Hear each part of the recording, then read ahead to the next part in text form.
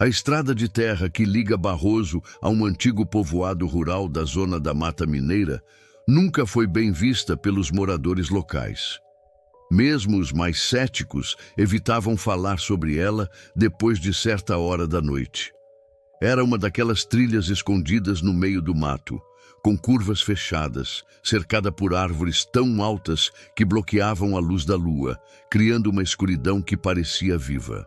Os mais antigos diziam que naquela estrada não se devia parar, nem mesmo para atender o celular, nem mesmo para ajudar ninguém.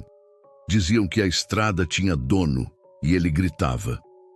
Numa noite fria de julho, por volta das 2 da manhã, um caminhoneiro chamado Roberto estava indo de Barbacena para São João del Rei. Trabalhava com transporte de mercadoria leve e, como a estrada principal estava interditada por causa de um deslizamento, o GPS indicou o atalho pela zona rural. Ele não conhecia a estrada, mas confiava no sistema. Além disso, era um homem prático, com mais de 20 anos de estrada e um coração que já não se abalava por histórias antigas de interior. A estrada começou tranquila, com chão batido e poucas curvas. Mas depois de uns 15 minutos, a vegetação ficou mais fechada e o sinal de rádio desapareceu completamente. O caminhão, um modelo médio de baú, começou a sacolejar mais do que o normal. Roberto abaixou um pouco o som do rádio e ligou o farol alto. Por mais que estivesse sozinho, começou a sentir um incômodo. Não era medo, pelo menos não ainda. Era uma sensação estranha, como se algo estivesse errado e ele ainda não tivesse percebido o que era.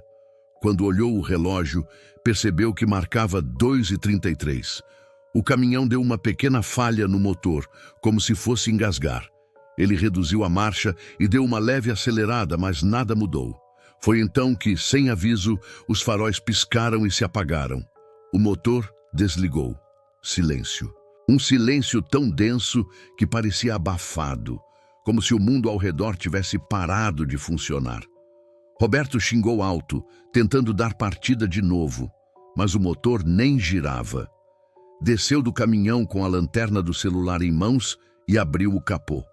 Tudo parecia normal, pelo menos à primeira vista. Bateria firme, nada fora do lugar. Foi quando ele ouviu um som que não parecia se encaixar em nenhum contexto racional.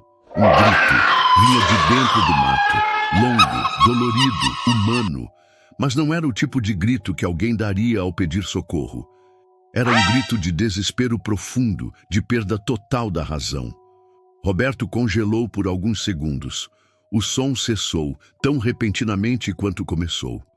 Ele apontou a lanterna para os lados, mas tudo que via eram sombras das árvores. Decidiu voltar para o caminhão. Ao fechar o capô, ouviu passos atrás de si. Virou rápido. Nada. Respirou fundo. Tentou dar partida de novo. Nada. Deixou a chave na ignição e pegou uma garrafa d'água. Precisava se acalmar. Foi então que viu, pelo espelho retrovisor, uma figura parada no meio da estrada, uns 30 metros atrás.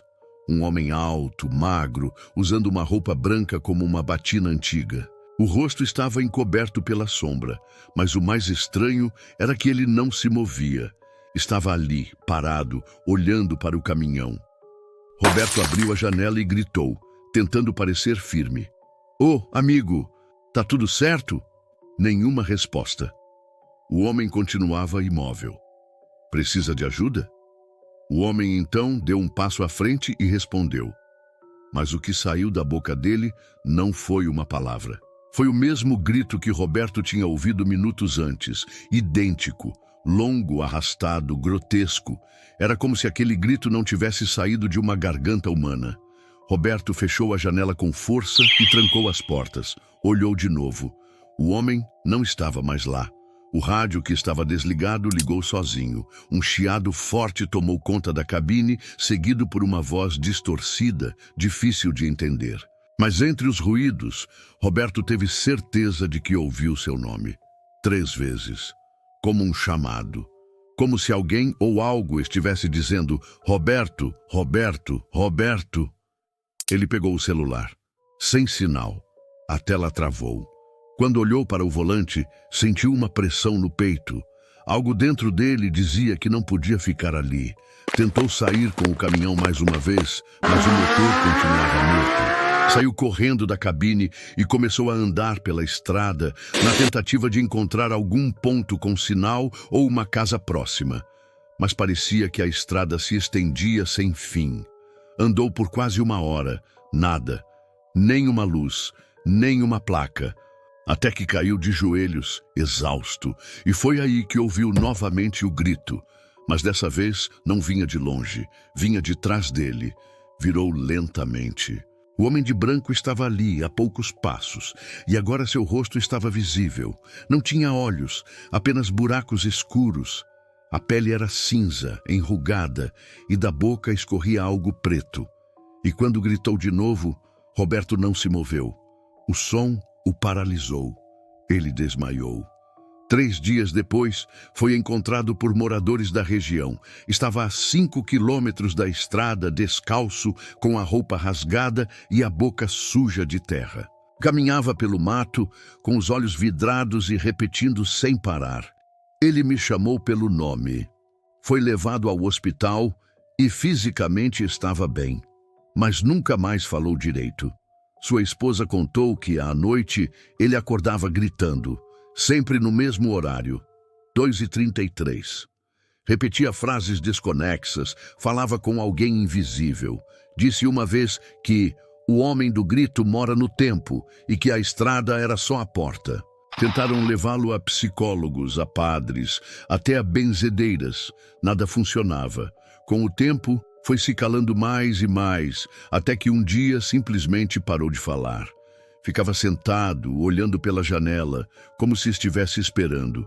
O mais estranho aconteceu algumas semanas depois. Um mecânico contratado para buscar o caminhão que Roberto havia abandonado disse que não conseguiu encontrá-lo no local indicado. A polícia localizou o veículo a exatos 3 quilômetros da estrada, parado no meio de uma clareira, com a chave na ignição. O motor estava intacto, tudo em perfeito estado, mas o relógio do painel marcava 2h33 e não se movia. Mesmo desligado, mesmo com a bateria retirada. Até hoje, moradores da região afirmam ouvir gritos vindos daquela estrada, principalmente nas madrugadas frias. Dizem que o gritador ainda está lá, esperando por alguém que pare, alguém que ouça, alguém que atenda ao chamado. Alguns dizem que ele é a alma de um homem que enlouqueceu de tanto viver sozinho na floresta. Outros juram que se trata de algo mais antigo, mais escuro, algo que habita o silêncio entre o tempo e a estrada. As autoridades nunca confirmaram oficialmente nada, mas também nunca desmentiram, e ninguém mais usa aquela estrada depois da meia-noite, só os forasteiros, só os que não conhecem a história, só os que ainda não ouviram o grito, e quando ouvem, já é tarde demais.